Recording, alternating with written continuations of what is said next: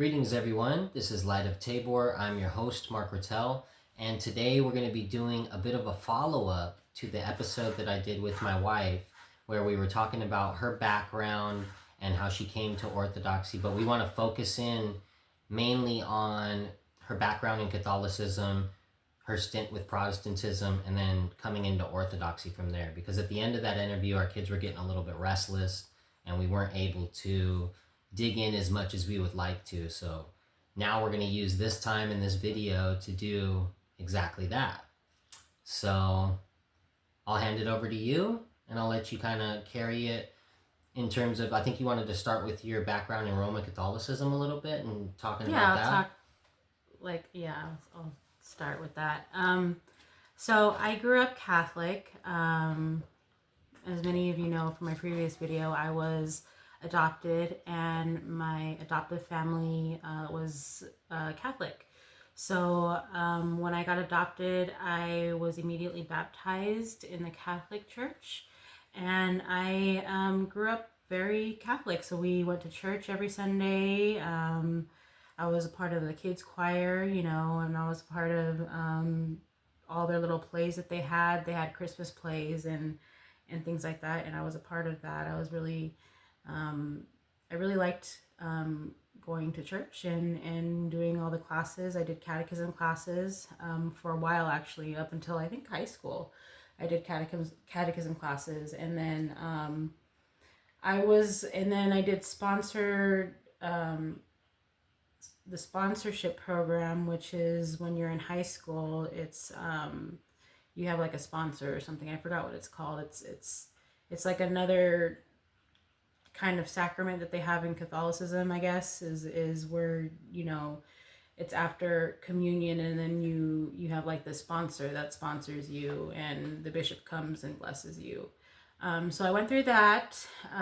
So I was kind of, Catholic, I would say, all the way up until I left till I was 18. And then when I was 18, I kind of fell away from going to any type of church or anything like that. I kind of became not really active in Catholicism church-wise. I wasn't doing anything. I was just partying and kind of focusing more on partying and working and doing all that kind of stuff. So I wasn't really doing going to church or anything like that. And I think when you're younger, also, you go through that stage of kind of rebellion, where you're kind of not, you kind of want to find other stuff, and other stuff is funner. So you kind of veer towards that stuff, partying and things like that, instead of going to church on Sundays. So that's what I was doing.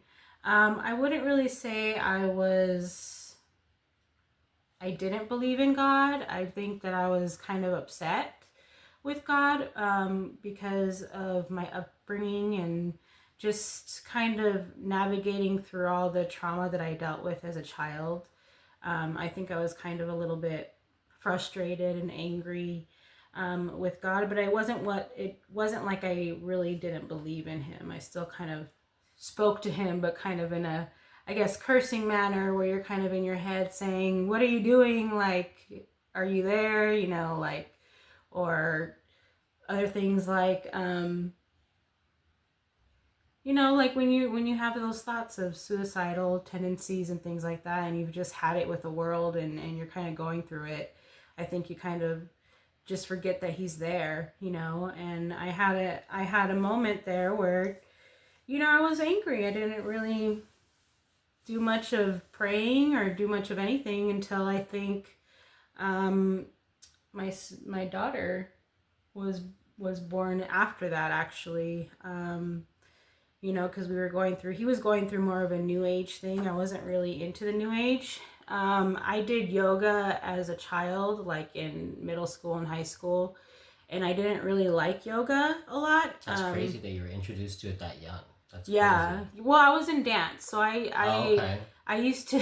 So it was I started dancing at the age of 3, ballet folklorico, and then it moved to ballet, tap, jazz, hip hop, modern type dancing. And so when I got into the ballet, tap, jazz, hip hop, modern, That's when I started. That was in middle school, and that's when I started doing yoga classes and things like that. And I didn't like it because it honestly weirded me out, the whole breed. And I was with a bunch of adults, which was kind of weird too. It was the YMCA, going to classes, and they have beginners classes, and I went to those classes, and it just wasn't, I didn't like it. I didn't like the whole breathing aspect. I didn't like the movements. It really threw me off, and I didn't like it. So he was doing that kind of stuff, and I was kind of just watching him from the corner, kind of like, okay, this is where you're going, but I wasn't really religious either. I would say I was kind of like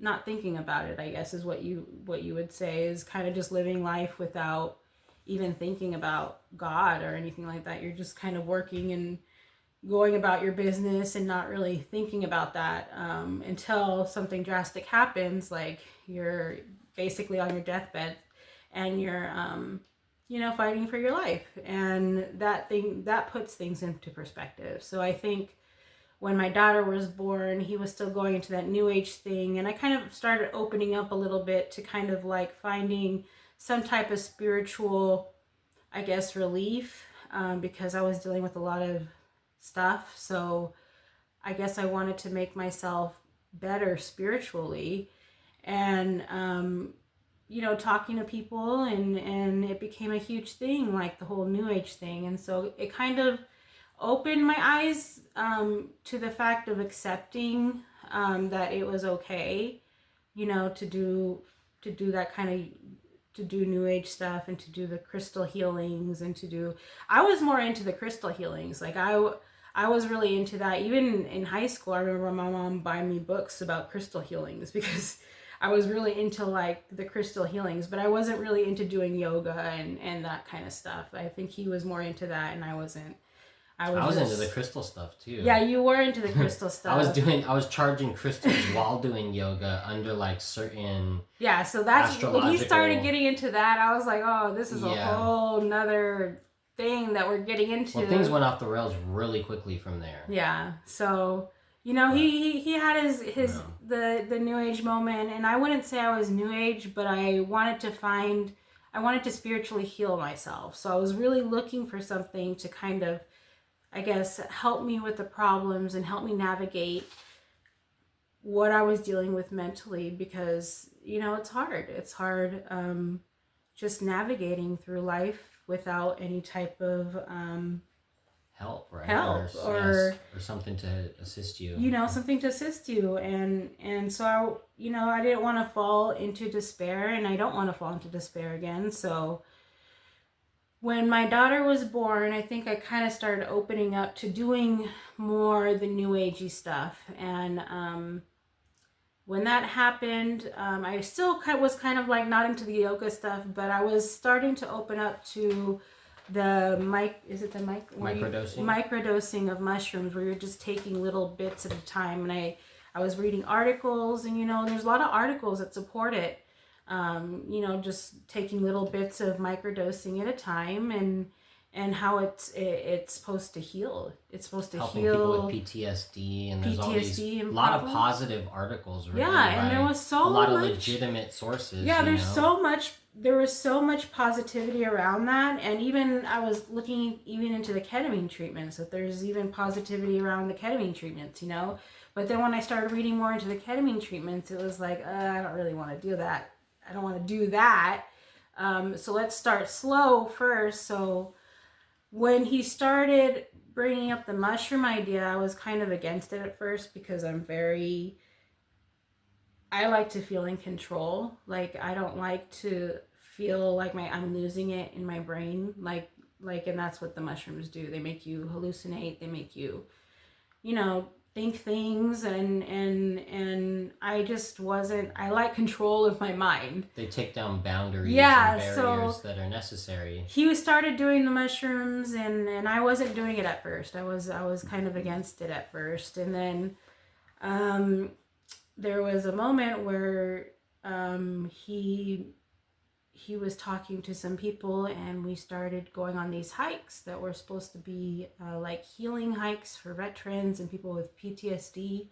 So we'd go on these hikes, and I started talking to these people, and these people come from really traumatic backgrounds, like the veterans, you know, that have been to wars and have PTSD from that, and you know, and a lot of them had really bad backgrounds, and talking to them when you're on these hikes, it gives you a sense of,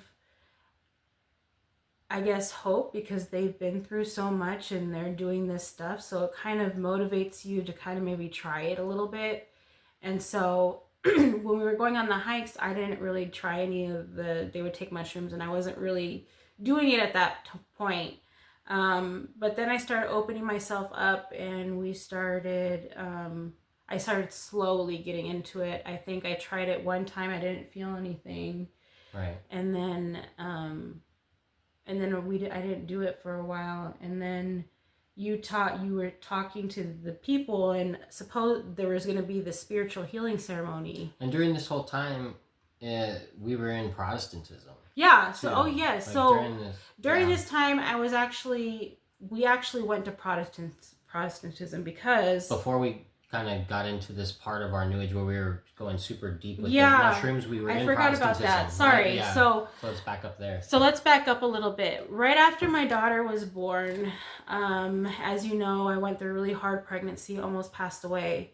And so I guess me and Mark were looking for something spiritual to kind of like help us kind of navigate through the trauma that we were dealing with, because we didn't have a lot of support. It's basically just me, my husband, our 2 children, and my mother-in-law. And plus, I communicated to you what happened in the hospital room, and it was, Yeah, so it's just us. We don't really have much help. So I was dealing with a lot of, like, PTSD. So we were looking for, like, something to kind of help us navigate through dealing with getting over, I guess, what we had just went through. Yeah, what we just went through, because it's a lot. It was a lot, and it's a lot for a young family to deal with, and a family that has little kids, and then on top of that, just a family that doesn't really have too much of an outside support system to kind of help out. Yeah.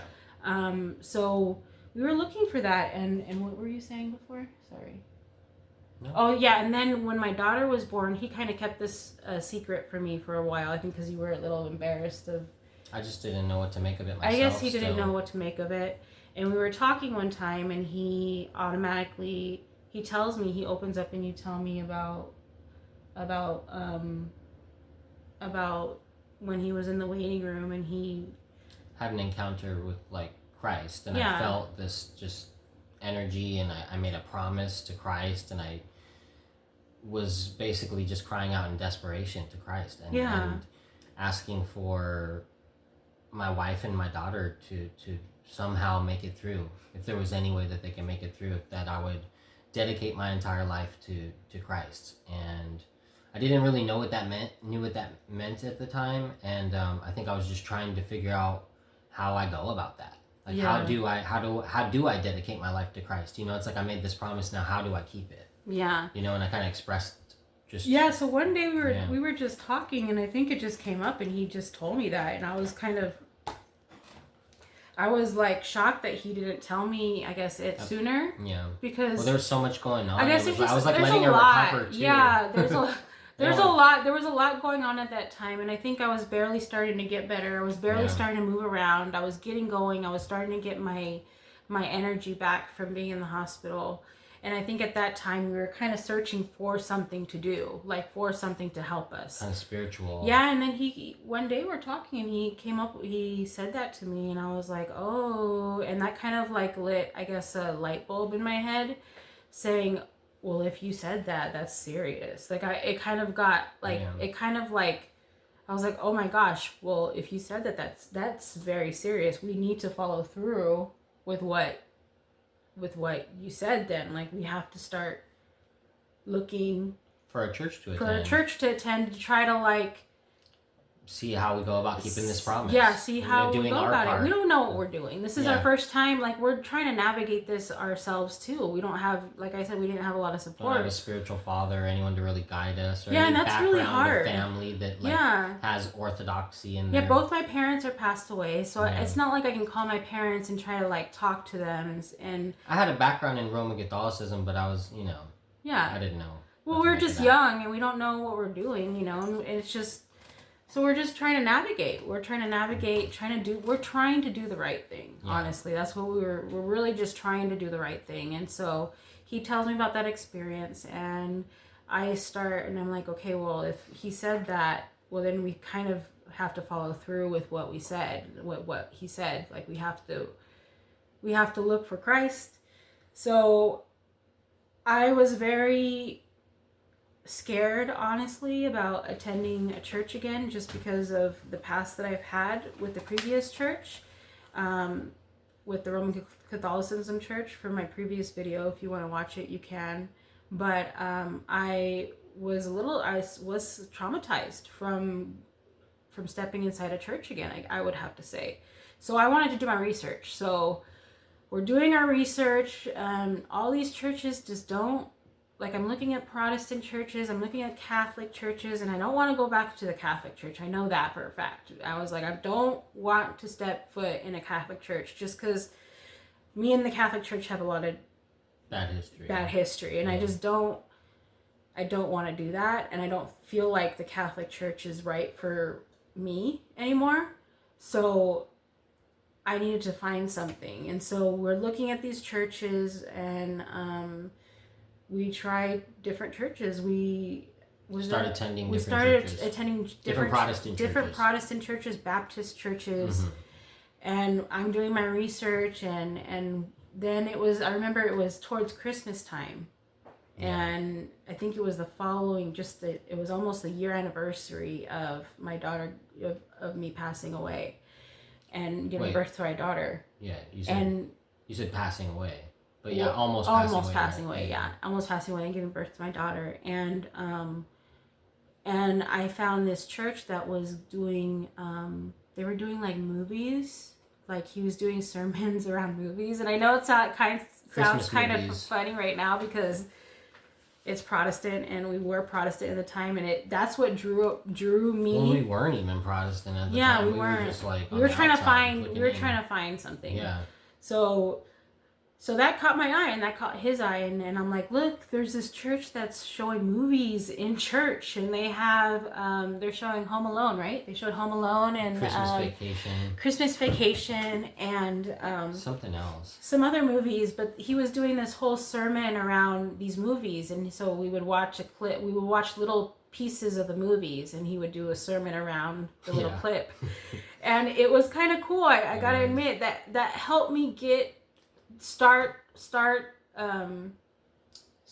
path of getting back into church. So we're doing that, and everything's going good, everything's fine, and we actually win a car through that church, and that was a very special gift, and it was a miracle that happened.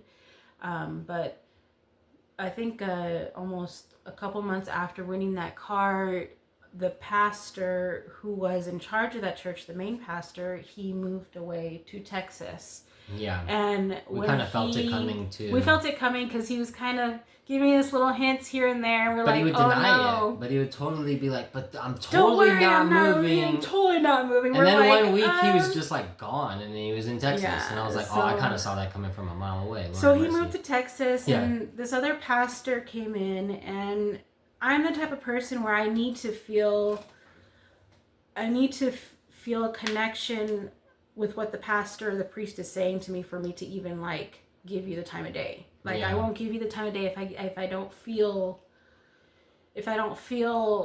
like you're teaching me anything. It wasn't a good replacement. Yeah, and it didn't, honestly. He didn't really fill the role. And it kind of lost my faith again, because I just got into like going back to church, and I was like, we're stuck in this situation again. So we tried to go to we tried like 3 other different churches, and there was one church that we had to even walk out of because the guy was just...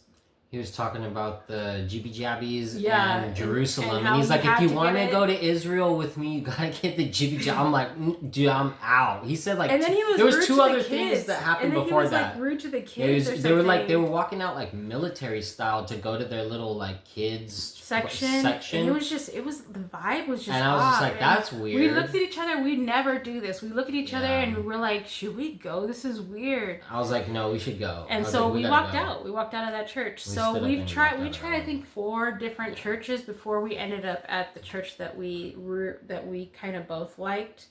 And that church was Protestantism. It was Protestant. Well, it was called non-denominational, but you know they're already another form of Protestantism. Yeah, it's another. And that was more of, I would say, that actually kind of tricked us because. And that one was actually run by Pentecostal. Well, that's what I'm saying. That kind of actually tricked us because have never been into tongue speaking. I've never liked tongue speaking.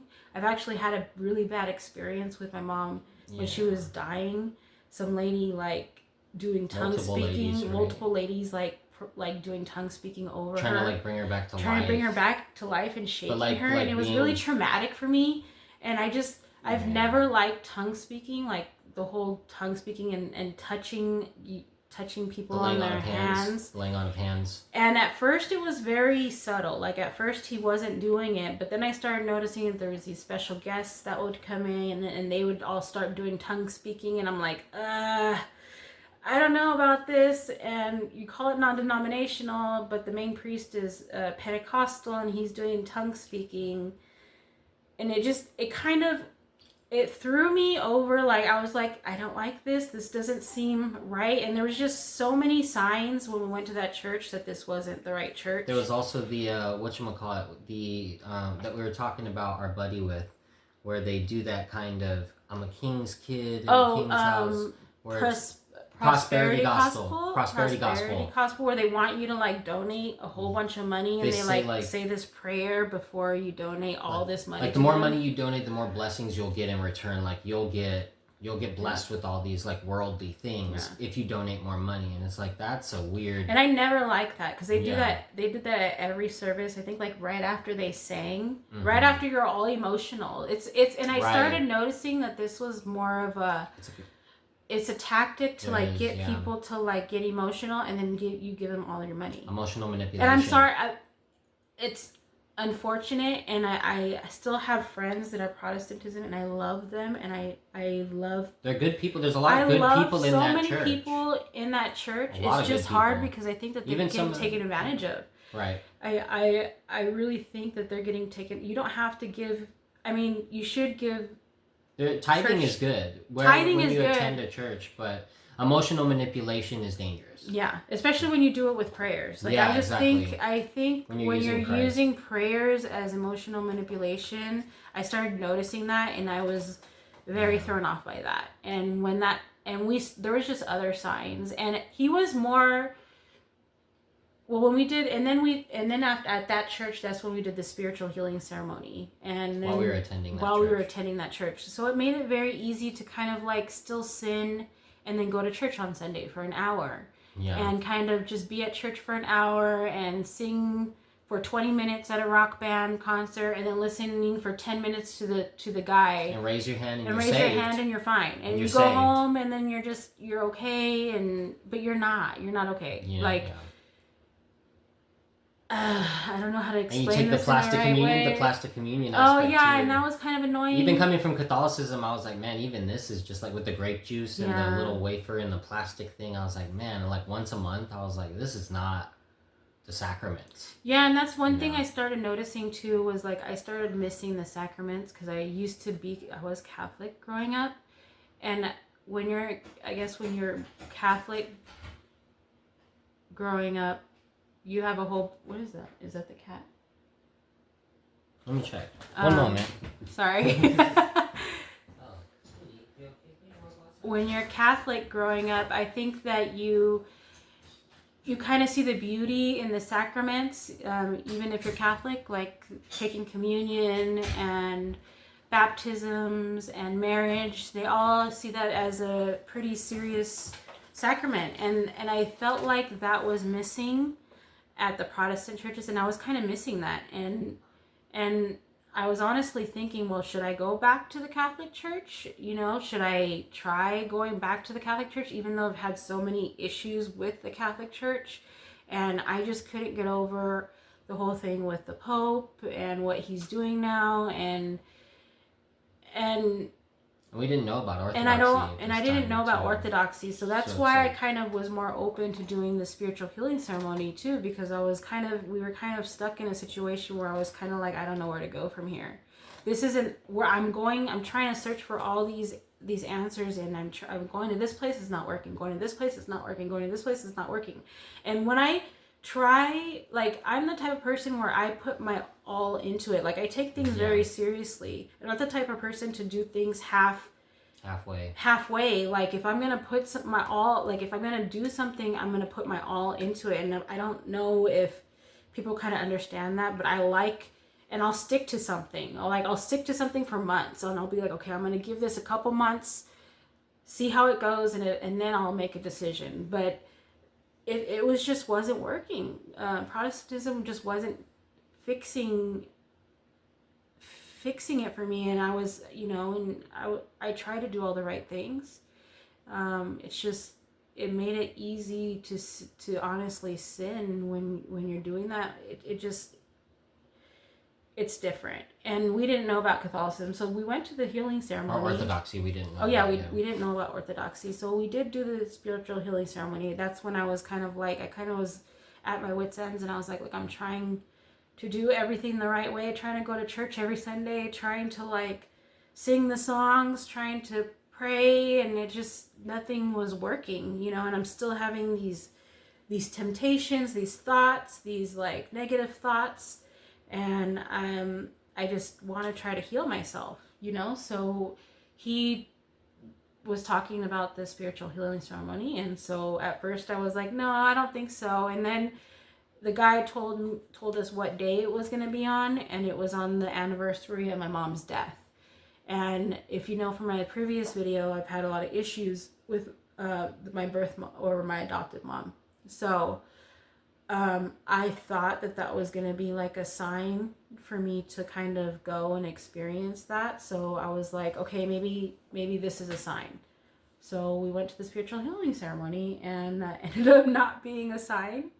But maybe, it wasn't a sign, but it took us in the right direction. God used it for good. God, yeah, ultimately, because that was very traumatizing. And we're not going to go into that again. We've already told that so many other videos. If you want me to link it, I can link you, but it's pretty easy to find on my channel.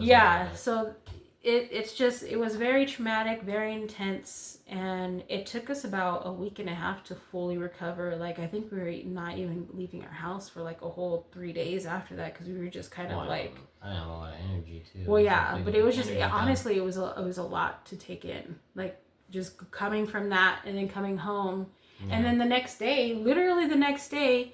But actually, we had to go pick up our stuff from the. Gosh, within 2 days, so we did leave the house within a day or two, because we had to go pick up our stuff. We brought like a whole bunch of weapons. Well, we didn't know if there was like a sneak attack planned on us after I hit somebody and jumped in the fire. Yeah, so they told us to come pick up our stuff, and we wanted to come pick up our stuff because I left my phone, my purse. I didn't have any bitterness. My shoes. I came home barefoot, phoneless, with no purse. The only thing I had was my keys and the clothes on my that's how we came home. So I had to go back and pick up like my purse, my wallet, my clothes, my shoes, everything. So we had no choice but to go back up there a few days later. I think it was 2 days later we went up there, but I was traumatized as heck driving all the way up there. And we didn't know what was going to happen. Because last conversation was me telling them I'm gonna take them home, and then and then they were like kind of iffy about it, and trying to guide us out of there with cars. Yeah, it was just really weird. Just very iffy about letting us drive because it was sketchy. But the whole situation was sketchy. Yeah. So after that, we had to go back up there, get our stuff, and then yeah, so I guess we did that. We did got that. Our stuff, got and it our actually stuff. was like we were It was okay. fine. We It was hugged fine. it out. We actually hugged it out. We told him we were sorry for Yeah. anything that we caused because we know it's very It was. traumatic. I mean, it was a lot. I mean, I was. I think everybody was. It was pretty intense. Everybody was kind of traumatized. I was traumatized. Everybody was a little traumatized. Yeah, and it was, you know, even that taught me a lesson. It taught me a lesson not to do that kind of stuff no more, and to really, and honestly, it taught me a lesson to like really take things seriously, like the spiritual realm seriously. Like you don't want to mess with that kind of stuff. And we did, honestly, we went in taking it super serious, but it's like it's even more serious than you think. Like it's like it's, even if you're taking it serious, like you're still in danger. Like you're still opening yourself up to danger. Don't do it because it can. I mean, we got out by the grace of God, barely. By the grace of God, exactly. That was like barely, like the skin of our neck, like literally, barely, and me. That's why I'm so. I don't know. Now I'm like so gung ho for God now because I've just been so close to death so many times. We've seen the evil side too. We've seen the evil one in action. I know. It's crazy. In real life, like right there in front of us, you see like demons manifesting through people, you know, and it's like once you see that firsthand and you know what it is, you there's no turning back from that, and you're gonna look for. And it does scare you. Like it scares you into like doing the right thing. Like I'm seriously like I don't ever want to do the wrong thing anymore. Like because it opened you up to demonic possession. It's like that's where it's leading. That's where it's leading. Like the end goal. Okay, it starts all innocent and it's fun over here, but then like this is the end goal. Then I'm good. You know, like you see the end goal of the evil one, and it's like, man, I don't want any part of that.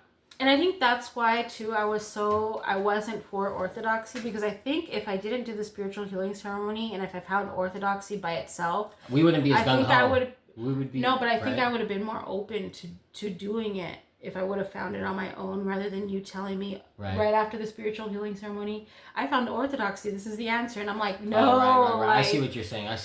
Yeah, I was kind of for me. I was like, but but because I was dealing with a lot, and I felt like I was being not pushed around because it wasn't like I made my own decisions, and I don't want to make it seem like he forced, because he didn't force me to do anything. Like this was totally me because I'm trying to dig deeper in myself and find that spiritual. But misled, I was misleading you. I was supposed to be a leader, and I was just making the wrong steps. So it's like if I keep going in the wrong direction. So that's why I was very kind of weary about orthodoxy, because it was like literally the next day. I was like, I'm Orthodox. Like 2 days later, I'm like Orthodox. He's like, I'm Orthodox. And I was like, what do you mean? And he's like, what do you mean? At first, I thought instant. He said, at first I thought he said, or like I thought he was going to be Jewish. Orthodox Jew. Oh man, that's what and everybody that freaked me out. No, I'm not Jewish. No, that freaked me out though. I was like, but you're not. We didn't grow up Jewish. Like, I mean, you could do that, but it wouldn't like. No, but it wouldn't really make a lot of sense. I'm sorry. Okay, we may talk like this, but no. Chill. No, but it's not in a bad way. But I didn't know the difference between Orthodox Jews and Orthodox Christianity. When he said I'm Orthodox now, I was like, wait a minute.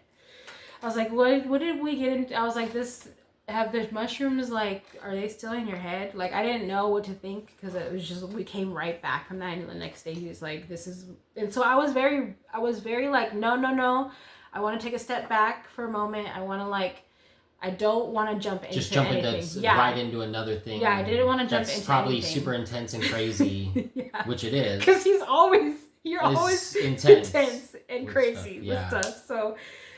Yeah. And at that point in my spiritual journey, everything I was getting into was intense. Yeah. Like, I was just like super going. You were like shaman. Looking for like God. New Age, like we're gonna crystals. We're gonna encounter God. Yeah. Like somehow. Yeah. Or demons. You know? We did encounter which is demons. like we kind of, Well, we did encounter demons. Yeah. So that's why we need God now. Yeah, exactly. So, so I was against orthodoxy at first, honestly, right? Yeah, I was very against it, and he was trying to get me, I think, for like a good 3 months, I would say, long, maybe longer. I was trying not to be too pushy about it, but I would definitely. Well, at first you were very pushy. I was and then pushy. I think you backed off. And then I backed off. I saw the reaction. I think Father Josiah Trenum had like an episode about like being calm with your wife when she's coming into Orthodoxy or something. Yeah, I saw some video from I think him or another priest where they were talking about being like. And you were talking to me about you like mentioned it slightly, like not shoving it down their throat and like and kind of leading by example and just like doing it like focus on yourself and your own. If you do it good enough to yourself and they see the change in you, they'll wanna. But the thing about that is, which I didn't even tell him, is that I was hearing that the priest. Whoever priest, if it was him, I was hearing him say that as he was saying that, and that caught my attention because I was like, that's a good point for a priest to make to his husband if his wife isn't like ready to like jump the gun, because usually men are more like gung-ho about things and women are more like we have to think to make sure that this is the right decision, and men will just like kind of go for it. So I think as women we kind of need like that second to kind of think like, hey, is this the right decision to well, the thing for me was I'd known about Orthodoxy for a couple of years, but everything all of a sudden kind of like providentially clicked after the ceremony. Like it was just weird. It was like God was speaking to me like through Orthodoxy. It was just like it was like so many signs, like 20 signs back to back, like in a couple of days, and I was just like, I can't really recall them all. I wish I would have wrote some of this stuff down. But, you know, you got to be crazy. You got to be careful with the synchronicity stuff, too, because that's what led me to the Womkish. Yeah. It was like, so be careful with synchronicities and, like, you know, all that. It's hard to navigate. You got to have a spiritual father. That's why we need the church, Orthodoxy, and a spiritual father and the sacraments to really kind of help cleanse us and get us to the point where eventually you can start trusting your intuition again. You got to be really careful with that. But like at a certain point, once you start cleansing yourself, you can start getting more in tune with Christ and with the sacraments and with truth to the point where your intuition kind of starts coming back, almost like when you're young again. Like, you know, very youthful and pure people have very good intuition, and certain people, it's a weird thing. It's a weird subject, but there's something to that for sure, and definitely going deep with the sacraments and the prayers and cleansing of your nous is very connected to that. Mm-hmm. Yeah, but I don't want to interrupt where you were going with.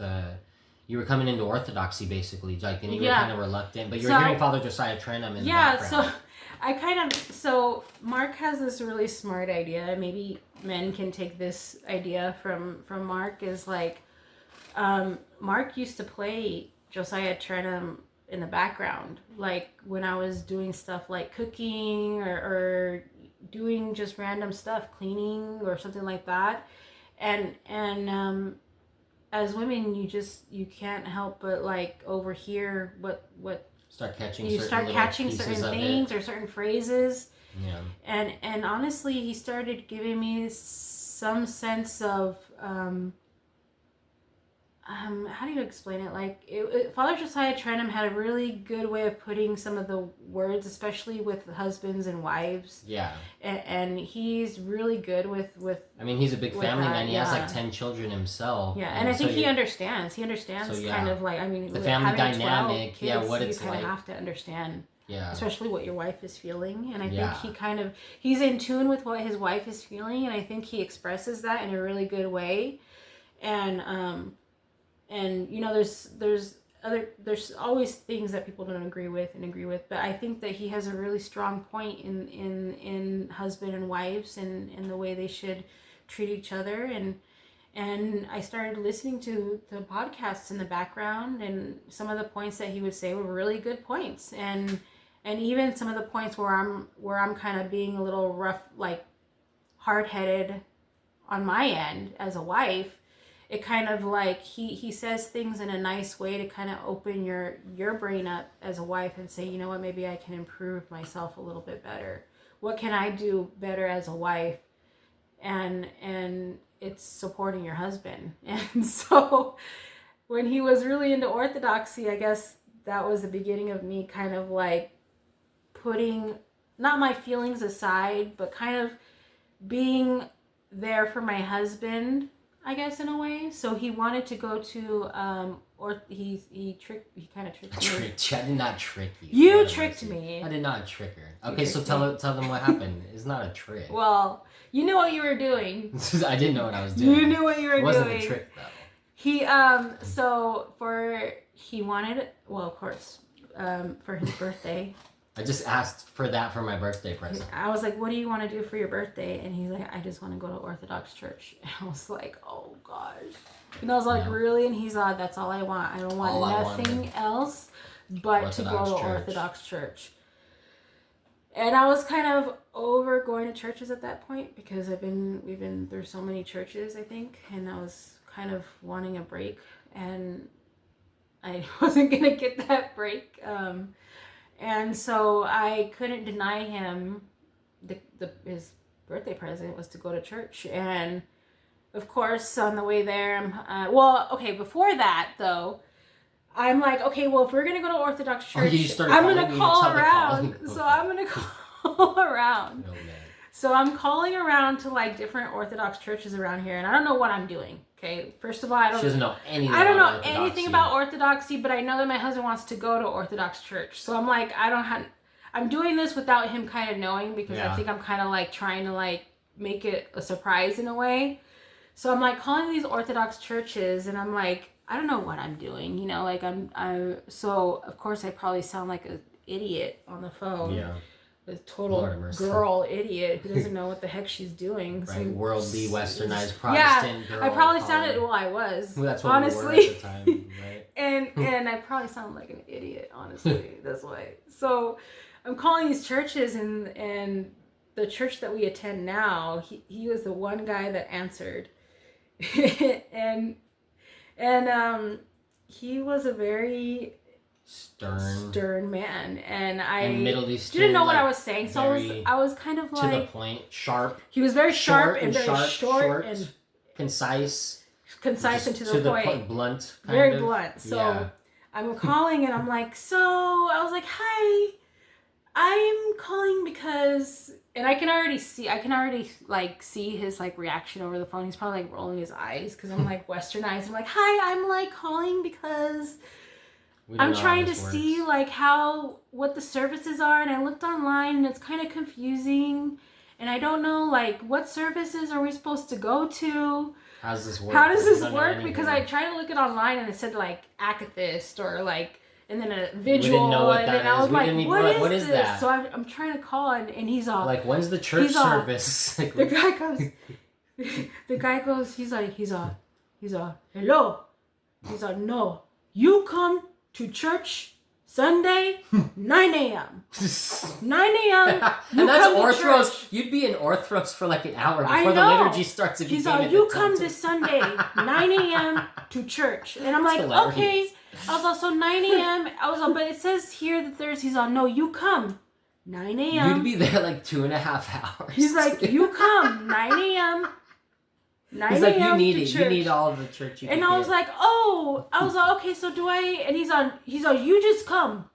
He was just basically telling me, he's on, no, he didn't want to listen to anything that I said. No. He's on, you just come. 9 a.m. Sunday. This Sunday you come. And I was kind of like, oh.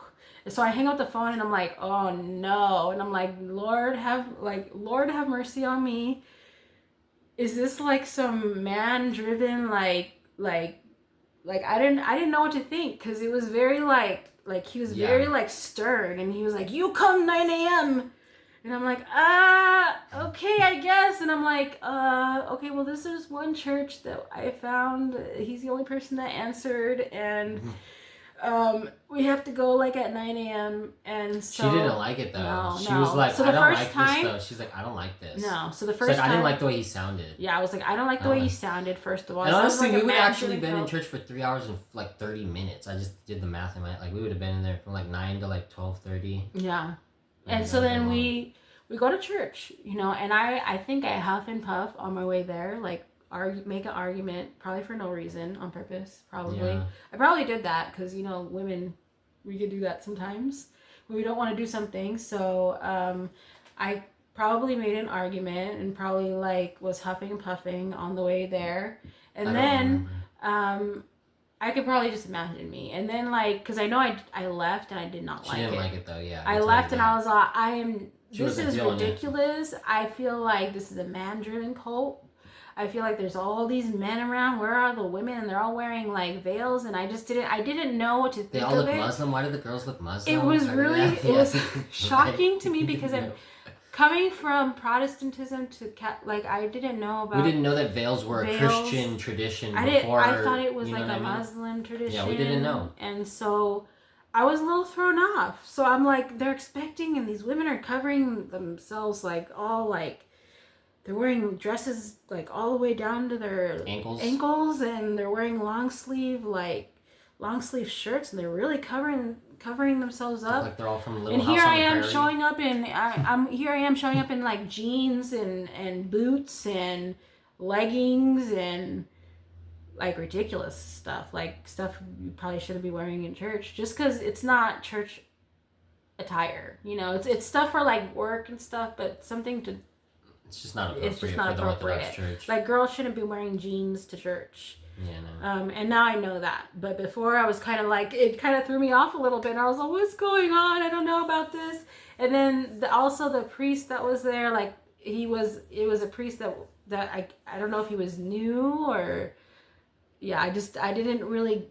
Oh, it was it wasn't. Yeah, I didn't know. Yeah, I didn't really like feel him at first. Like I said before, I need to feel like what priest is saying. We didn't get to experience the fullness of the liturgy yet at that point. And so I didn't really like it at first. But I'm the type of person though, like I will huff and puff and I will like make a fit, but when I sit down by myself at the end of the night, like I think about what I did and I'm like, well, I have to give this another chance and I have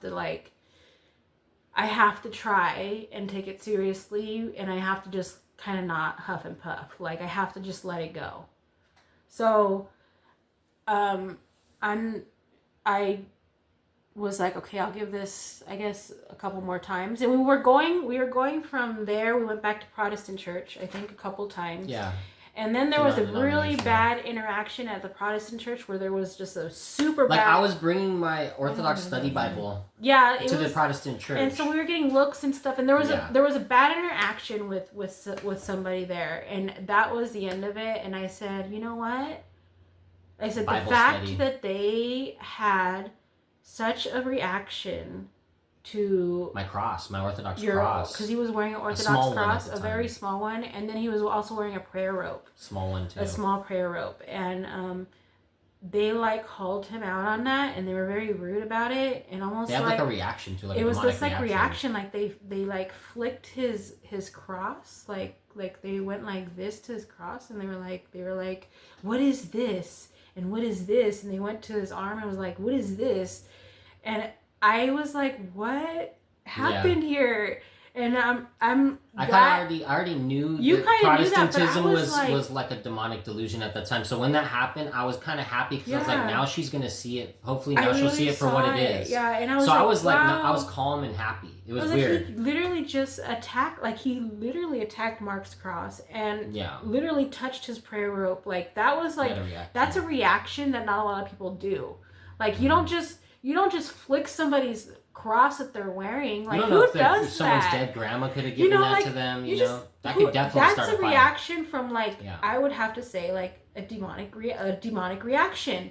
And when I saw that, I was like, there has to be something to Orthodox if this happened. Yeah, there was like a spiritual. And I went home because I felt like it was a spiritual, like I felt like it wasn't even him, if that makes sense. Yeah. Like I felt like it was like a demon kind of reacting to his cross and through him. It was weird. Yeah. Because it wasn't even him. It was so weird, and it just threw me off. And so I went home. Well, no, we left right when we stayed for like 5 more minutes after that, I think. No, we stayed for a good amount. We actually had the whole discussion after that where we got into faith and works, and I brought up the book of James after that. I was like, okay, you know what? I want to bring up the book of James and go in now. Because now you're trying to like grab the cross and get all crazy. So I was like, so we confronted the book of James. He was like, I've got this great explanation. Look, you're going to love this. Like he was trying to like hash it out and be nice after. Like we were trying to like, And he kind of just gave us the runaround with the faith and works thing. He really did not explain it at all. He gave a real big runaround, and I was like, he's like, yeah, because that looks exactly like they're saying, like, faith without works is dead. And I'm like, yeah, that's exactly what it's saying. And he was like, look at this. And it was just like a distraction. And the guy next to me, he started bringing up some of the scandals that were happening with Hillsong at the time. Yeah, Hillsong was into scandals at the time. He's like, did you see that documentary? I feel like he was starting, like, his spidey senses were starting to go off too. He was like, this doesn't, like, it's not adding up. The theology's not adding up when it's questioned, when it's put up against the actual scripture. And they're big on, like, scripture alone, faith alone. And even the scripture itself in the book of James, that's why Martin Luther wanted that removed, is because it directly contradicts all these solas so blatantly when it just blatantly says faith without works is dead in multiple areas, multiple different times. So we were at the Bible study that night, and that happened because that was a Bible study. Mm-hmm. And we immediately, like, after we had that discussion, we immediately, like, right when we left the door, like, I told Mark, I was like, I'm done. Yeah, she was done immediately. I was like, wait, I'm not done. I'm just getting started. I'm like, this is just getting good. You're all wrapped up because you start arguing. He likes the pressure of, like, I just figured it out. I figured the whole faith and works thing was bugging me so much, and I finally went to the book of James, and I was finding Father Josiah Trenham, and I'm like, oh man, I'm finally figuring out how to battle this. And I feel like... So he was all gung-ho about it. He's like, wait a minute. He's like, you can't be done now. I was like, this is just getting good. He's on now that we're starting to, like, get to the bottom of things. We can't be done now. And I told him, I think we already figured it out already. I said, you know what? I was like, that was, like, something. I was like, that was, like, a reaction that wasn't, like, normal. It was like a spiritual And it was spiritual. Attack, and I felt that. And I'm lucky I didn't snap because that was my first reaction. I could have snapped, but it was like, honestly, it was weird. I knew it was something else. Yeah. I knew it was like something different. It was weird. I didn't take it like personal. I was like, it's not even you. Like, you don't even know. Yeah, it wasn't him. That's what I was trying to say. Like, it wasn't until when I went home, I really was thinking about it. I was like, this wasn't him. Like you start realizing, like, people's face changes, like their face changes, their pupils change. Like, their expressions kind of change, and you start noticing, like, it's not really them. Like, something takes over them, and that's spiritual, you know? And I believe in certain moments, you know? And I felt that, and I was done after that. And I said, you know what? Let's just go to the Orthodox Church, because I'm done with this, like, nonsense. This is nonsense. And the fact that he actually, like, was aggressive in a way, like, no person should be aggressive in a church like that. Like actually touching... In a Bible study setting. Touching your, like, smacking your cross and then smacking your prayer rope. Like, that's... A Christian, supposedly. You're supposed to be Christian, but you did that. Like, I don't... Yeah, that was a weird situation. I don't know. It was just weird. So I was done. Yeah. And after that, so we started going strictly to Orthodox Church. And I kind of was like... I'll just give this a chance. This is, like, where I'm supposed to be at. And I started I wasn't really into it at first, but I was kind of just giving it a chance because I kind of knew I needed something, and I knew that this was close to God because I could see that. And then I started realizing the icons when we go to church, like staring at the icons. And the Catholic Church did have that, but they don't. Iconography is different. The ancient iconography. Yeah, the ancient iconography is different. Yeah, and the style is Byzantine. You know. I would have to say the first time that it really hit me was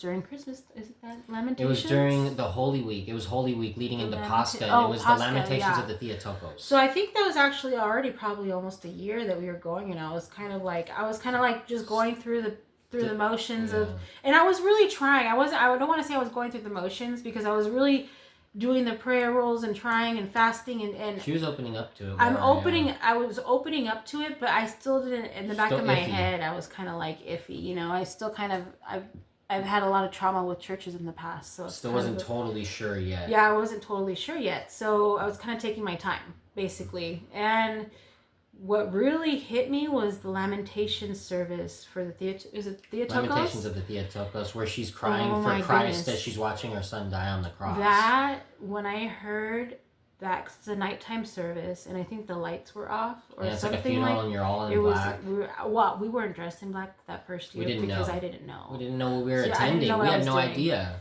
I didn't know what I was doing, but which is fine, you know, and they were very welcoming about it. They didn't they make didn't me shame feel us or anything like that because I think they knew that we're new and stuff like that. That But was our first, yeah. But the lamentation service made me cry, and I think that was the first time I did prostrations. Yeah, like full prostration. Full like, prostrations in the floor. For a long period. And like almost like begging, like you feel her pain through the lamentation service. Through the hymns that you're singing. The hymns, and you sing along, and it's kind of making me a little teary-eyed right now. But yeah, it's that beautiful. It made me cry, dude. I was crying too. You have this like... I still cry during that this service.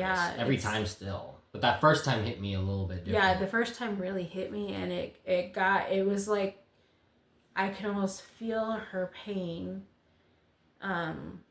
You know, you feel like you're watching Christ die on the cross. With her. You feel like you're with his mother. You feel like you're with the mom. Yeah. Is the best way that I could explain it. I've never experienced it like that. And when I watched when I did that was the end of it. Like that was the end of questioning orthodoxy. Orthodoxy, I think. Yeah.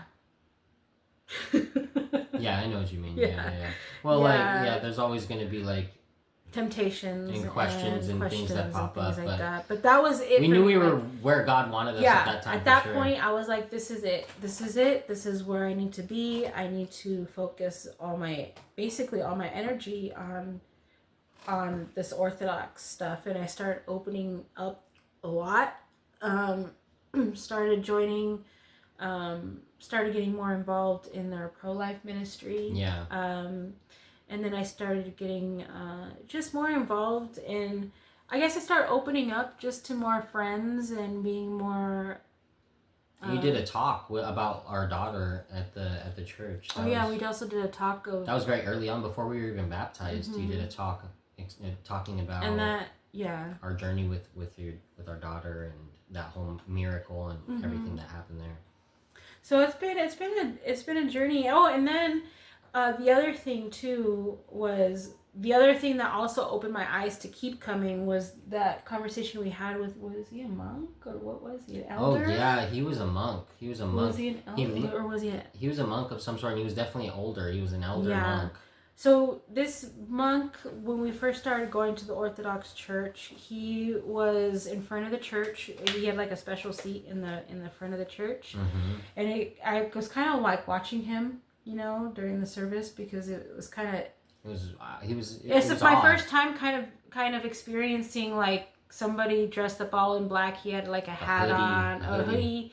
And he was all in front of the church, and I don't know his name. Like to this day, I've never seen him after that or before, or I've never seen him after that before. Yeah. And nobody knows who he is. Like I've tried asking people. Nobody knows who that guy was. I've tried asking people who he is, and people are like, I don't know who you're talking about. And I was like, oh, it was a time when he was here, and one day. Never seen anybody else ever do that again after that. I've never seen any monk like that in the church. So in our church. He was so nice. The lady, because she knew that we were new. The lady, she took us to Agape because she sat with us. I think the first couple of times. Yeah. And then she called him over. And he sat with us for a good... I think that was the first time we ever sat at Agape for like a long time. 2 hours? We were there for like 2 hours. And he told us the story of his childhood and something about his grandmother was like a teacher in Byzantium or something. It was crazy. And one of his family members got their arm chopped off by the Turks in the desert. Yeah, dude, it was insane. He was telling us this insane story, dude. I was like, what? I was like, there was so much real history coming from his like actual bloodline. Yeah, and I was like, dude, you could just feel it like permeating through it, like just this energy kind of flowing through him. And then he asked us for our names, and then he was like, oh yeah, and she said my name's Mayda. Yeah, and he was like, oh, that's interesting. He's like, my sister's name is Mayda. And he was telling us the meaning. And he was telling us, I don't remember the meaning. Yeah. I was such in shock. There was so much thing to take in. It was so many things.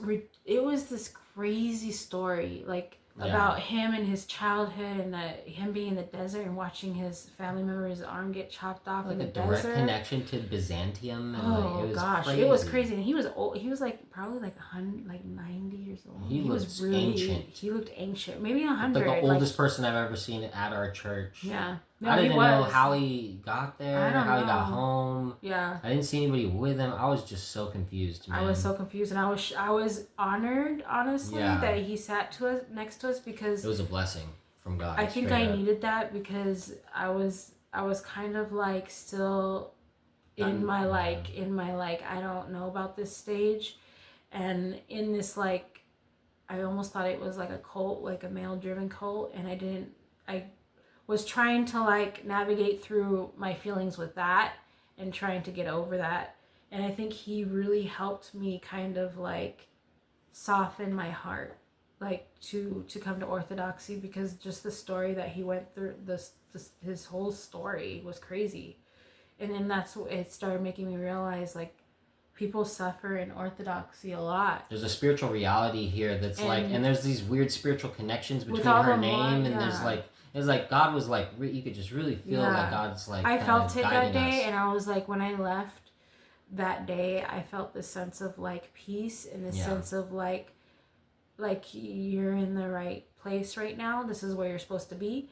And then it was the lamentation service. Then that was like the final, because it was still, you still have your issues, navigating through that. It took me a while, but then the lamentation service, and that, I think that was, the lamentation service was more like a release for me. It was more like, oh, this is like it. I finally found the place I've been looking for my whole, like, it was kind of like this release for me, because it was like, this is real. I feel it. It's real.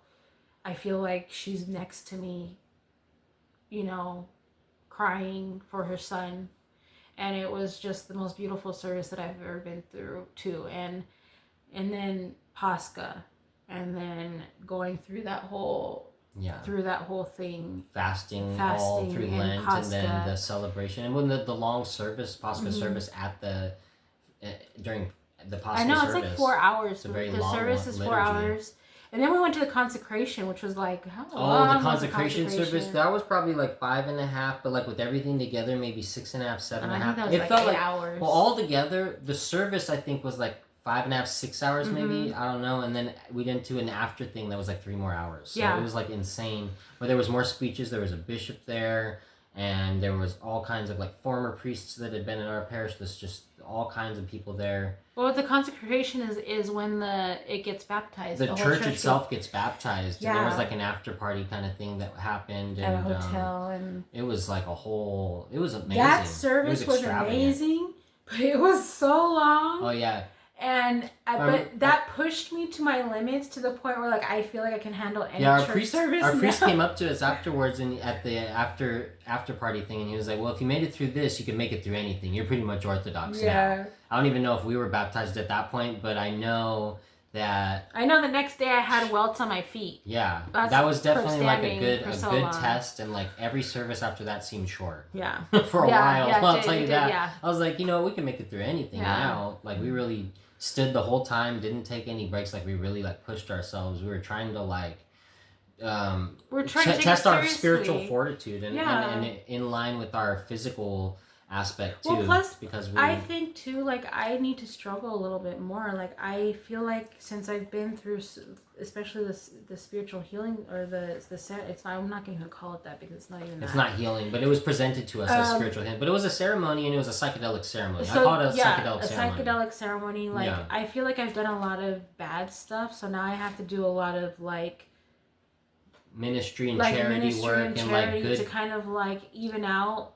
Even though it's not like, that's not like a mathematical equation, right? Honestly, I didn't do bad stuff to other people. It was more damaging to myself.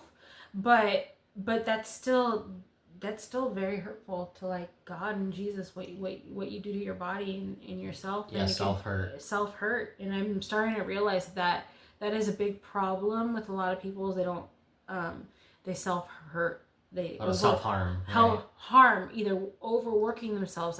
That's a form of self-harm. Like working yourself, either taking too many drugs, yeah, doing, that's all these things are a form of self hurt that we all need to kind of work through, And then also don't learn to forgive yourself for hurting yourself too, and don't fall into despair, because a lot of people, it's just like this kind of cycle of like feeling bad, like they know they're doing wrong, and then they fall into despair, and then they fall deeper into like it's like this cycle of like kind of feeling bad about it, and then doing being mad at yourself, and not being able to forgive. You got to forgive yourself too, and that'll help you forgive other people too. Which seems like a simple concept, but like really putting that into work. That's actually something that I struggle with a lot. Is kind of like when I feel like I'm not doing something right, I kind of like.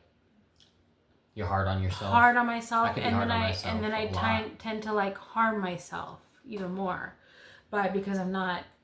Because I feel like I should harm myself. I don't know. Like you deserve it. Like I deserve it. Yeah. Even though you don't. Yeah. You don't deserve it. But that's the evil one, kind of. But that's something that I struggle with now. Is if I do something wrong, I tend to really be hard on myself, and I feel like I have to work on forgiving myself for being hard on myself sometimes, and just forgive myself when I do make mistakes, because I am really trying to. I think most people are trying to do good. Most people really are trying to do good. And I think when you're doing something bad, it can just throw you back into a cycle of keep doing bad.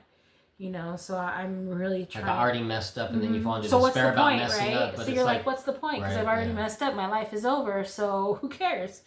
And but with confession and repentance, it doesn't have to be like that. And the sacraments too also make the sacraments help me. Like that's why if I don't get communion every Sunday, I have a really rough time. I do too. I feel the difference if I miss one Sunday. And if I miss 2 weeks, I feel like I haven't been to church. I'm way off if it's 2 weeks. If I miss 2 weeks of communion, I don't think I've missed more than 2. I don't think I'll let that happen. Since I've been baptized. We can't. I can't. I feel it in my soul that I can't. I don't want to fall back into despair, and this helps me.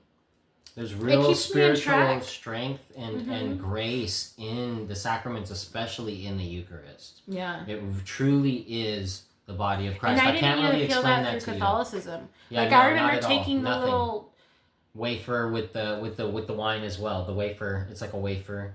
Oh, that reminds me. Why do Catholicism do the wafer instead of bread? There's a whole thing we could do. This is a long. Like the that's leavened. That's leavened versus unleavened bread. Yeah, there's a whole thing about it. That's one thing I wonder is what's like. Yeah, no, there's a reason. Yeah, and the fact that the Orthodox. But there's a connection to the leavened bread and Christ's resurrection for us too. The fact that the Orthodox mix the bread and the wine together. Yeah. And then Catholicism, it's like. Well, I prefer it the way it's done in Orthodoxy, and I've noticed that Orthodoxy tends to do things the way they were originally done. Well, my mom, the original way. Growing up in Catholicism, I was never allowed to drink the wine. Really? I was allowed to drink the wine. No, my mom told me only for communion to drink the wine, and then after that, I can only take the little wafer. So I always had to skip taking the wine when I was Catholic, which I don't think that's proper. And in Orthodoxy, they give the communion, the Eucharist is the bread soaked in the wine. Yeah, it is soaked even in the wine. to infants. Yeah. Yeah. Because it truly is the body, and there's a change that happens there that's hard to explain. That's has spiritual benefit to everyone that engages with it. That's been properly prepared. Yeah. Through proper confession and catechism and fasting and what have you. The proper guidance of your spiritual father, under the guidance of your spiritual father. So yeah. But yeah, so Orthodoxy. That's my journey, I guess. The final thing was Lamentation service, and then after that I was gung-ho about Orthodoxy, and then I started realizing that there's so many people that struggle in Orthodoxy, but they just have the tools to kind of these spiritual tools to make them spiritually strong. Yeah. And Like the fight gets harder when you get into Orthodoxy, but you're given all these extra weapons. It's like you enter, like if you it's step into the arena. You've entered the arena and you've got like your gladiator in the Colosseum, and there's like, you know, the lions are coming out, dude. The demons are coming, but you've got like a sick sword and like some cool like armor and like a shield. You know, you got the Jesus prayer, you got the sacraments, you got your spiritual father, you got this community, you've got holy water, literally, all the like, saints. You know, you got prayer rope, you got like a literal like pistol, as Saint Paisios calls it. This is like a pistol shooting bullets with the Jesus prayer. You know, you've got these genuine spiritual tools that have genuine power to them now at your, you know, and it's a real thing to be grateful for, something to be extremely grateful for. We're very blessed to have access to all these tools to battle in the noetic realm with, you know, and it's there's real spiritual warfare is even in everything we do is like there's a spiritual reality to every single thing we do throughout the day. There's multiple levels to everything. And when you get into Orthodoxy, you start seeing everything through a new lens, through a spiritual lens. Yeah. And it really puts things into a proper perspective. And it's been very helpful for me, and I think for my family in general. Yeah. But Orthodoxy is hard. Like, but it's not easy. It's not just like, and it's not going to be like... So if you're like there's going to be... into Orthodoxy... And it's not going to be perfect, and your parish probably isn't going to be perfect, and your priest probably... You may not get along on everything, and like, you know what I mean? Like, it's not going to be perfect. I'm not saying you get into Orthodoxy and everything goes like exactly the way you want to. That's not what it's about. It's actually probably going to go upside down It'll first. Probably be like, and then you're like, it's going to challenge you. You might have to bear a cross in a couple areas. Yeah. Like there might be a cross to bear that may hit you in a sensitive spot, probably. The most sensitive spot. You know what I mean? And there may be things that just like... They come at you and... There's a lot of people in the church, like we're all sick. There's a lot of people that come to the church because we're spiritual sick. We are spiritually sick, and this is the hospital for the soul. We all need help. This is the hospital for the soul, and this is the place to be if you're spiritually sick. But it's like, you know, there can be issues with that for sure. Yeah. And it's hard dealing, you know, with people's different personalities. You know, like he was saying, a lot of people, especially in Orthodoxy, they do struggle a lot. Like mentally, you know, and when you are in Orthodoxy, I feel like you are struggling more than a lot of other Christians because you are taking it seriously. You're fasting, you're doing all this stuff. The evil ones, so demons are actually attacking you more than they are like the Protestants or like the other people because... Well, when you come into the church, you spit upon the evil one in a prayer. Yeah, you're doing You're getting 3 exorcisms. You're spitting upon the evil one, so you're calling out the evil one, you know, and he's not happy about you coming home to Christ's church, and Christ is literally intertwined with his church. He's inseparable from his church. So you're gaining access to a bunch of spiritual weapons to battle him and his demons. He's not happy about that. He sees that as a threat, and spitting upon him is not something he takes lightly. And there's a spiritual reality to engaging in that action and saying those prayers. There's really a spiritual reality that's real. Yeah. I just want to emphasize that because it's not just something like you're not playing. You don't want to take it lightly. You're not LARPing. This isn't like dressing up and like going into the forest and pretending you're a wizard and pretending you're an elf and jumping around. Well, yeah. This is real. This is I real. think now a lot of people too, like, we've been in Orthodoxy for what, 3.5 years now? Yeah, something like that. And when we got into Orthodoxy, it wasn't as popular. Like, we were still able to kind of like... Yeah. Like what do you mean like our church wasn't full, like, so we were able to like have more time with our spiritual priest and like spiritual father and talk to him on a more personal level and things like that. And I feel like over the years that we've been there, or like our church has boomed so much, like we have it's like overflowing now. But the problem with that too is I think a lot of people are not taking it like, I don't want to... Some people aren't coming for the right reasons, They're not taking it seriously or coming for the right reasons. But the one thing that I do want to emphasize is that, like, coming to Orthodoxy, you kind of do have to take it... It forces you to take it seriously. Or you're going to get... Or you can get hurt. Like, you can get hurt spiritually harmed. Yeah. And if you're just in it to like for the fashion or for the aesthetics, I mean, that could draw you in. It can draw you in, but that's not going to keep you there. That's not going to keep you there. Just know Orthodoxy isn't easy, and when you touch these kind of spiritual things like the prayer ropes, and you start looking at the icons, and you start kissing the icons, and you start kissing the crosses, and you start kissing the priest's hand, and you start doing all these things, you're going to get attacked, and there's a spiritual reality to there these is things. A spiritual reality, and you have to be prepared You're to coming into handle those contact attacks. with relics. You got bones. You're coming in bones of saints in the altar. You have to take that stuff seriously. Like there's real spiritual realities to this. It's not something to joke around with, and you shouldn't take it lightly. You shouldn't take it lightly because it can hurt you spiritually. And I just want to say to the young people that are coming in, just. It's not a trend. It's not a fashion. You know what I mean? It's not like just something fashionable. The new. It's not the new. I'm in this season. I'm going through this thing. No, it's not a season. This is like a lifestyle. This is like a lifetime commitment that you don't turn back on. Like it's like, it's like life. It's like, it's orthodoxy or death. It really is. I didn't want to say it. I was thinking that. But I was like, is that too much? But that's what it is. It really is. You're gonna realize that. So you might as well know going into it. Like. Give me orthodoxy or give me death. You so gotta really want it like that. Mm-hmm. Yeah, it's just it's and I see a lot of these young people coming in, and I really hope a lot of them are in it for the right reasons. Yeah, glory to God. I know the struggle it's been for me, and it's like it's opened up so many things for me that I've had to work on that it's not easy, and so. If you're really wanting to work on yourself and you're really for it and really trying to search for the truth, and you're really, really trying to do what's right, then go for it. If you're in it for just dressing up like an old-fashioned person, because you like LARPing, like playing Little House on the Prairie, like which is an awesome book series and a cool show. I mean, yeah, I like it too, and I like it, but don't think that that's just gonna solve your problems by playing house and playing husband and wife and cooking sourdough. There's so much more to it than that. Than being like a trad wife or whatever, because there's like it's kind of a trendy thing now. And the ideals that they stand for are the ideals we stand for, but it becoming like a trendy, fashionable thing, we don't like that because it becomes. It becomes watered down. It becomes, you know what I'm saying? Like anything that's precious and sacred, you don't want to see it become trendy because then it starts losing its soul.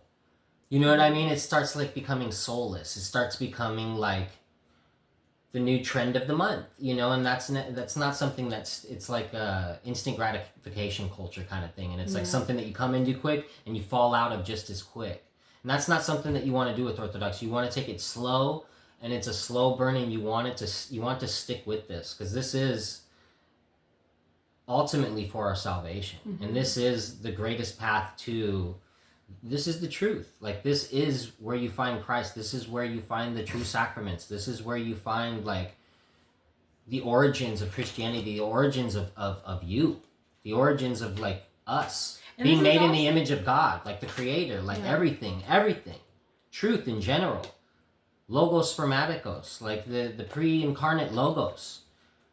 John 1:1, God is truly, Jesus Christ is truly God, the Trinity, and all these, it's endless. It's an endless well of wisdom and truth and beauty, and it's something that should be treated with sanctity, and it's sacred and it's beautiful, and it needs to be taken serious, Yeah, the prayers need to be taken seriously.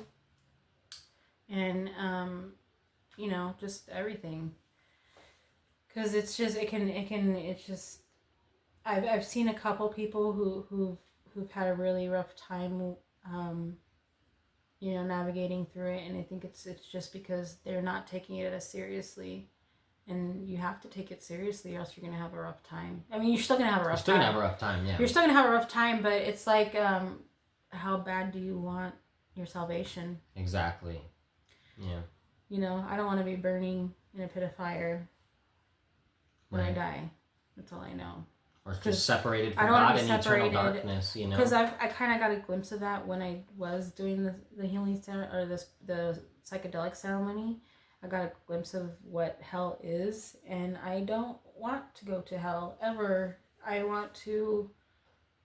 just want to do what's God's will, and just trying to follow what God is trying to where He's leading where us, He's right? leading me. And right now we're we don't know. Right now we've just been praying kind of to see where God leads us. I know He's going to lead us somewhere good. And I just orthodoxies, we're in orthodoxy for life. For sure. no. But yeah, we're just trying to see orthodoxy. exactly geographically more so where God might be leading us, possibly. Who knows? Well, not just that, but just He's leading us somewhere. I just don't know. I know He's leading us somewhere right now. I don't know where. Yeah. Because I feel like our life is gonna I feel almost like a switch happening. There's definitely a shift. There's a lot of shifts happening. I just don't know what's gonna happen. We're just trying to live in accordance to God, to Christ and the truth and the church, and trying to just take care of my kids, true orthodoxy, kids. You know what I mean, the actual real orthodoxy. We're trying to align ourselves with that, and because we don't know, honestly. We still are learning more about theology and church history, and it's there's a lot of depth to it. Well, and plus, I just don't know what's going to happen with the future. Just in general, life is just with ecumenism and new world order and globalism. Not just that, but just the whole politics. Just right. Everything is going to crap. That's all I'm saying. Well, yeah, it's related to what I'm talking about right there too. When everything is going to crap, I want to get away. I don't want to be, Right.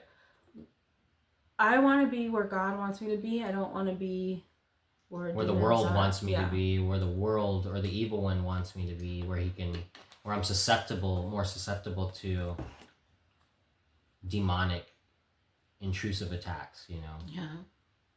But yeah, so we're kind of, we're improving ourselves, but it's been a struggle. But I think it's made our relationship stronger too. Just kind of having to work with both of our faults and stuff. We've me and Mark have navigated a lot with our relationship, dealing with a lot and just navigating through it. But I think a majority of that is that we have really good communication. Right. We don't I don't like to hide things from him, and he doesn't like to hide things from us. So, and I like to express my feelings. So if I'm mad, I'm mad. If I'm sad, I'm sad. If I'm happy, I'm happy. I don't try to hide those feelings, and I think that's a big thing in communication is just letting that person know that you're frustrated or whatever. Yeah.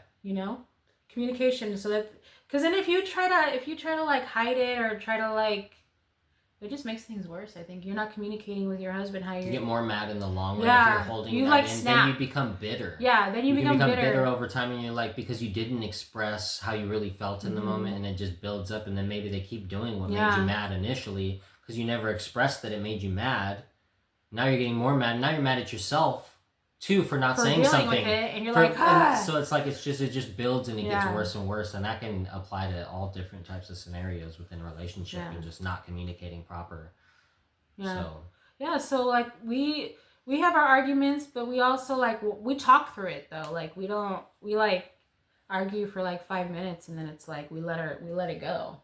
Yeah. We don't keep grudges. So that's kind of what we're doing now is just navigating through our relationship and becoming stronger as a couple and stronger in our faith. Following God providence and seeing exactly where he wants us, because it feels like he might be leading us somewhere within orthodoxy, because we've seen so many beautiful opportunities, not just opportunities, but just blessings come to us, direct guidance from God through orthodoxy, where we need to go, where he needs us to be, where he wants us to be. He'll give us that. He gives us. And it's just in his time, sometimes you gotta wait. Right now we just don't know, and right now we're just we're just trying to do, I'm just trying to be a good wife, homeschool my kids, be a home good wife or whatever, housewife. Be a good housewife, and then trying to let him take over more of the finances and doing all that kind of stuff, because I used to have a lot of I used to like control over that stuff, but we're kind of like navigating through that kind of stuff, and it's been good. So I've been trying to let go of more stuff, and Orthodoxy has been helping me know that you kind of have to be there's like Christ, and then the husband, and then the wife, and then the children, you know, and it works that way. It really does. So, yeah, Orthodoxy. That's what I love. I love Orthodoxy. Even though I'm kind of new to Orthodox, and I probably don't say everything perfect everything or whatever. I make mistakes all the time. It's so hard with these little nuances and saint names and theological. Well, me and theology, he tries to talk to me about some theological stuff, and it goes like right over my head sometimes, and it's a lot for me to soak in. So I'm getting it very slowly. Like you have to kind of hit it to me slowly, because it's Orthodox has a lot of information. You can get overwhelmed real and quick, you like to soak the information in. I like to go quick and learn everything at once. Like a crazy and person. I'm like I have to have, and I'm the opposite. Like I need time to like. I get obsessive. I need time to like kind of like let it soak in, and I have to think about it in my head. I'm like the type of person to have a conversation in my head about the situation. I'm a weirdo. Yeah. Like I like to like think things through all the time. And he's more like, let's just do this. And I'm like, I think it through. Like I thought Orthodoxy through for years before I came into it, but it's just like you didn't really tell me about. Like I didn't tell you about the research I was doing. Mm-hmm. Well, that stuff popped up on my own, and it was a weird situation the way it popped up. It was from an idea that popped in my head where I was trying to write something called, and I was going to call it the Divine Manuscript. And I looked up the Divine Manuscript, and the Divine Liturgy came up. Like a manuscript of the Divine Liturgy from like the 1800s or something came up. And I was like, what is this? I just never heard of a liturgy. I never saw those old style icons. And yeah, that was the first time I saw Orthodoxy. And that was in like 2019 or 20-ish or somewhere back there. Like it was way back.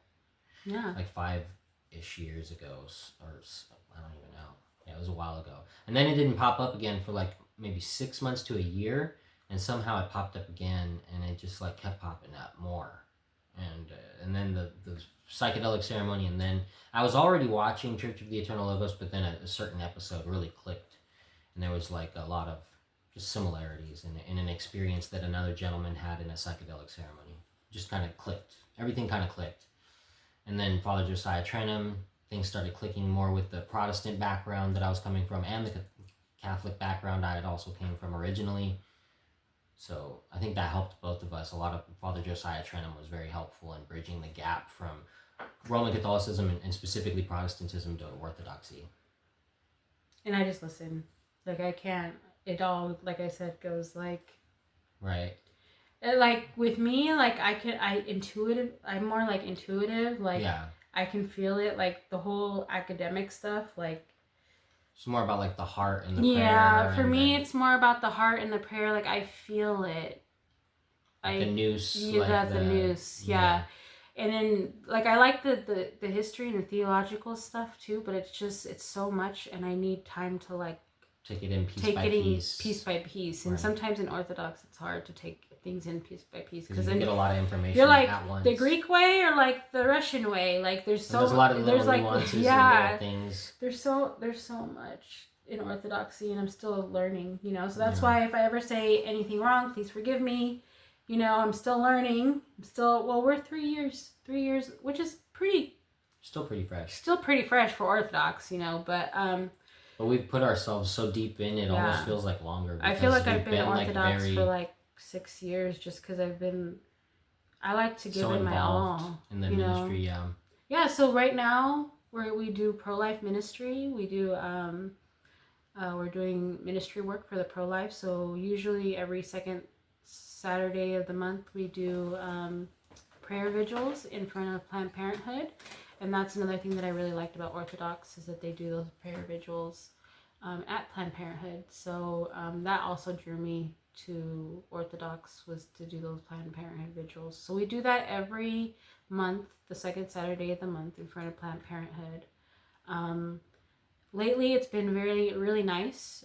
We haven't really had any like setbacks with that, but sometimes there is people. I think like when the elections start popping up, like I don't know if there might be something coming up like in November or something when the elections pop up, but that's usually when we get opposition of people trying to like distract us while we're trying to do the vigil, and during that time it can be rough, but we tough it out, and that has really helped me become stronger too, that part of doing the prayers while somebody is screaming in your face and staying focused on your prayers and not letting it distract you that from has your prayers. Really made me stronger, I think. Yeah. Because I think it's really hard to even say the prayers. Like some of the prayers are even hard for me to even say because they're so deep. Like when you're reading them, they're very deep, and it's sometimes it could be a hard read. And then when you're reading that, and then you have people yelling profanities at you and things like that, it can almost make you want to cry or like give up, or and so pushing through that has really helped me and made me stronger to kind of like stick with prayers and do prayers. So now I feel like I'm better doing like prayer rules and just praying in general, because that's helped me.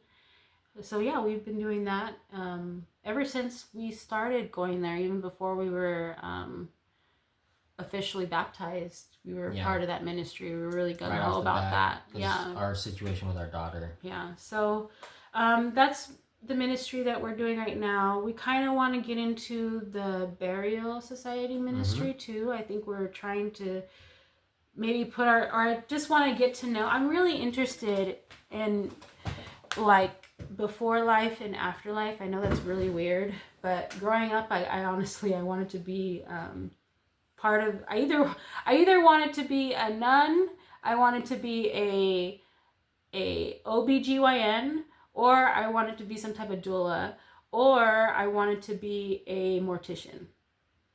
So it's like life or death. So it's like I don't know. She was basically like Wednesday Addams from the Addams Family growing up. No, I'm just fine. I know. I dressed up. She was like my. She was. I honestly dressed up like her for Halloween too. There you I go. really liked her. So I'm just saying, called it. Maybe that's what it was. But but I really. Didn't you play Beetlejuice a bunch growing up too? Oh yeah. You were probably like kind of like a cross. Well, that was between my her favorite. Oh, have you seen that? I myself am weird and unusual. I am. So yeah. I was really into that. Beetlejuice is awesome. I really like Beetlejuice, and I know they're demons. Even though he's based on a demon. And I know they're demons, and I know but it's just something I grew up with, that it's I have a classic memory of my dad bringing home the Beetlejuice VHS way back in the 90s, and it was just a really cool night. And I had a nightmare that night, but it was like kind of a cool nightmare too. I still remember. Yeah.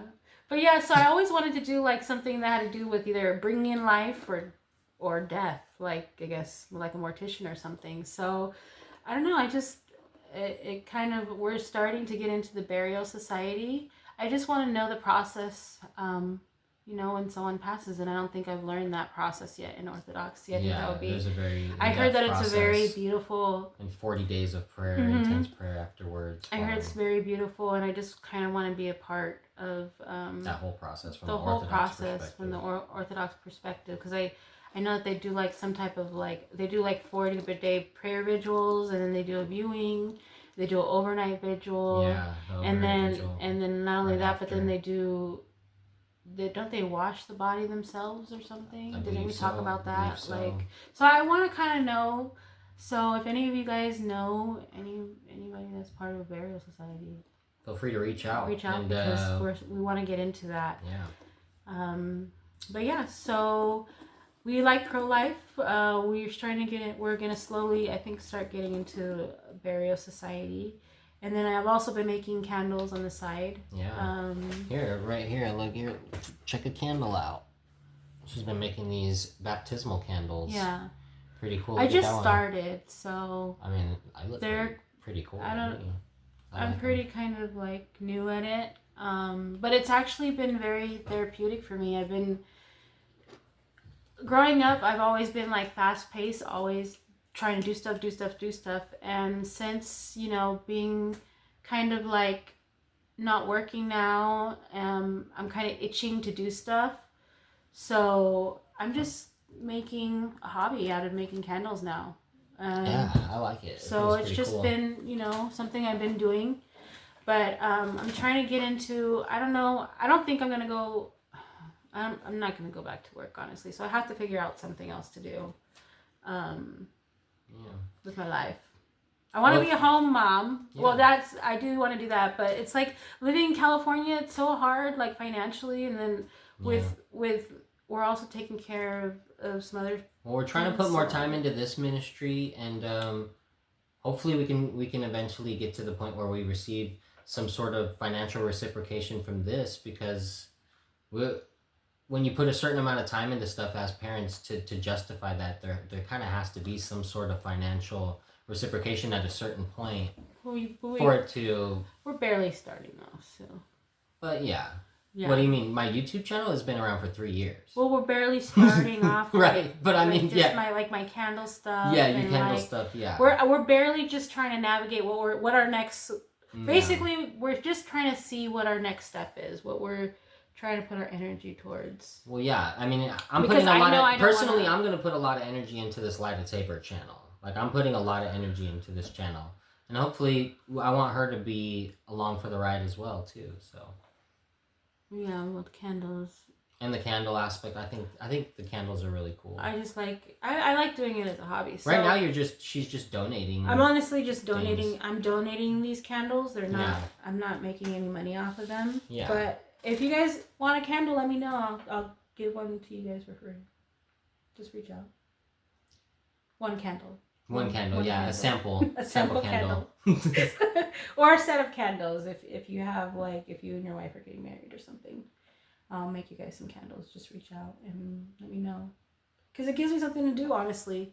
I've been doing them late at night because I can't really sleep at night sometimes. So, like, I've been starting these, like, at 9 p.m. And we'll be done with them, like, by, like, midnight or something like that. So yeah, I don't know. I work better at night. I've noticed now with everything. I don't know. It's because of Orthodox. Because we've been doing a lot of nighttime services in Orthodox. I don't know if it's like that, but yeah. So that's my thing. My testimony about coming to Orthodoxy, I guess. Was there anything else that we needed to cover? Yeah, no, I think we pretty much covered everything. I'll leave the link to the last episode because this is kind of like an extension of that. I guess I'm going to consider this episode 10 of Light of Tabor because it went for an hour and a half, and I feel like this is like a full episode technically. So this will be episode 10 of Light of Tabor podcast, and it's kind of like a follow up and a connection. Like following up on that last episode we did together, but just zoning in more on your background in Roman Catholicism and Protestantism and coming from that to Orthodoxy. And if you guys do want to donate, we don't really ask for donations, but if you do, we'll leave the link below.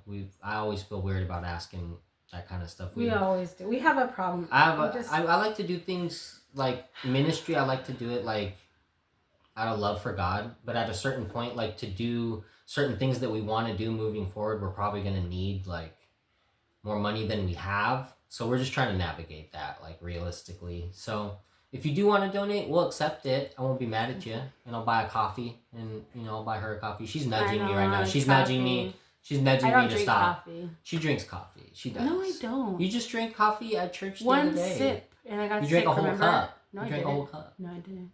Well, you poured out some. I poured out a lot of it. I drink coffee all the time, dude. If you want to, you know what I mean, buy me a coffee, I'll drink it, and it's okay. You can buy me iced green tea. I like green tea. There you go. Okay. But yeah, so yeah, that's my story about Orthodoxy. I don't know what else we're going to talk about in the future time. Maybe probably just like...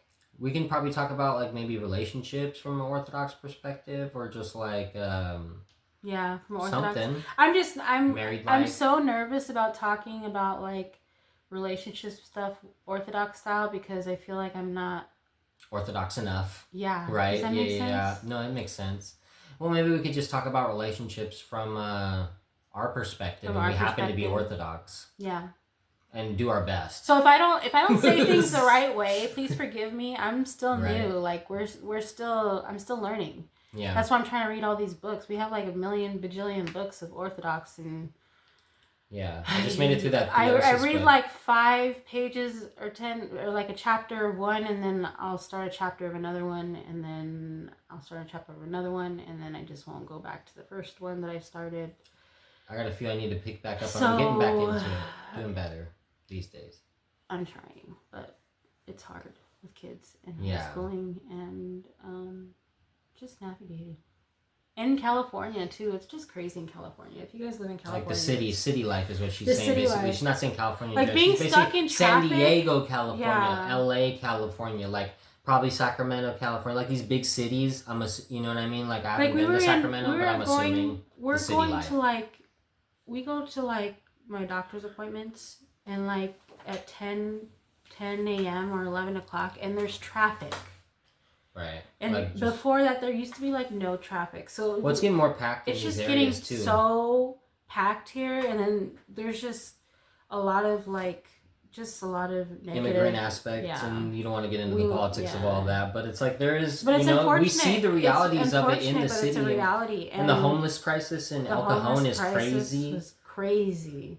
And certain other areas, it's spreading out to other areas of San Diego now because it's been so crazy there and condensed that now it's just it's getting worse. Downtown, of course, is going to be affected, and and then over here you start streets, seeing it over here a little bit. You go by these streets and there's like prostitutes. Oh, all out in the open, all like out in the open now, in the middle of the day in like National City, noon, 1 o'clock, 2 o'clock, and it's like just it's madness. Like you're just driving with your kids, and I'm like, I need to get away from this stuff. So I don't. It's living in San Diego with kids is hard to navigate. Like I don't like taking my kids outside to we don't take him to the regular store.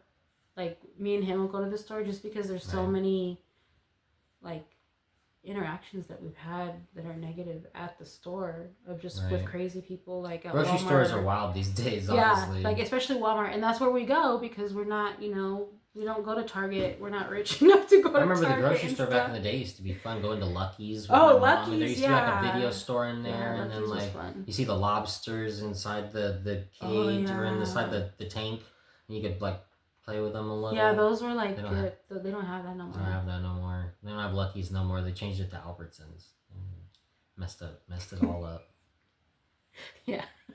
The video. We're going on rants now. Now we're ranting. Now I'm ranting about how I miss video stores in grocery stores, and I miss Lucky's. I miss Lucky's, and they shouldn't have changed it to Albertsons. All right, guys, we're wrapping it up. I like Fedco though, but they got rid of Fedco. I don't even know what the heck that is. All right, guys. Fedco is like Costco, but not Costco. All right. Drop a like if you like this episode. Drop some comments below.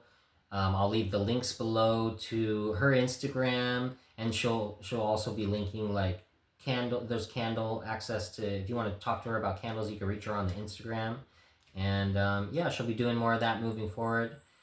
And all glory to God. All glory to God. We're still here. We're still struggling. Yeah.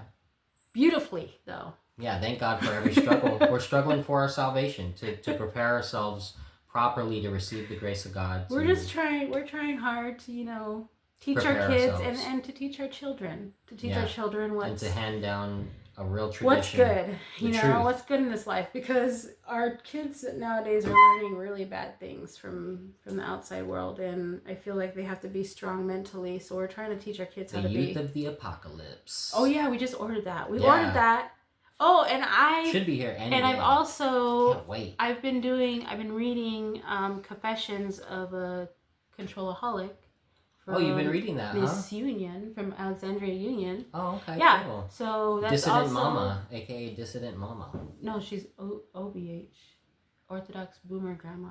Oh, is that also her name too, though? Oh, I don't know. I might be mixing it up, but I think that might be one of her alt names, but I could be wrong about that. But yeah, Orthodox Boomer Grandma, definitely. Orthodox Boomer Grandma. I got her book, and I'm reading it right now too. So it's a really good book, and I'm just excited to finish it. But yeah, let me know if you guys have any questions. Glory to God. Yeah, all glory to God, guys. All right. And yeah, I'll be back with another, not like a full episode tomorrow, but I'll be doing another video tomorrow and another video on Friday. Like I told you guys, 5 videos this week. So we're sticking to it. This is the 3rd video. Tomorrow. And yeah, we'll have another video coming tomorrow and another one the next day. So thanks again, guys. All glory to God. Bye.